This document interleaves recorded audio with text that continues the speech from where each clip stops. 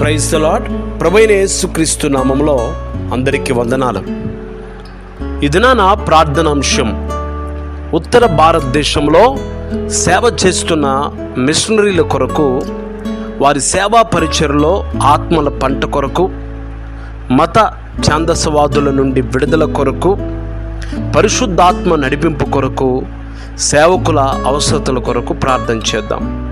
అవును ప్రియ దేవుని బిడ్డలారా, ఉత్తర భారతదేశంలో సేవ చేస్తున్న మిషనరీల కొరకు మనం ఎంతో భారంతో ప్రార్థించవలసిందిగా కోరుచున్నాను.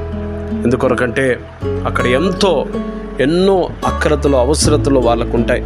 సరైన ఆహారం లేకుండా కూడా అనేక మంది సేవకులు సేవ చేస్తూ ఉన్నారు. అనేక పరిస్థితుల్లో, ఇబ్బందుల్లో కూడా వాళ్ళు దేవుని సేవలో నిమగ్నమై కొనసాగుతున్నారు. కనుక వారికి ప్రార్థనా సహాయం ఎంతో అవసరం. మనందరం భారముగా వారి కొరకు ప్రార్థన చేద్దాం. దేవుడు మనల్ని దీవించునుగాక. ఆమేన్.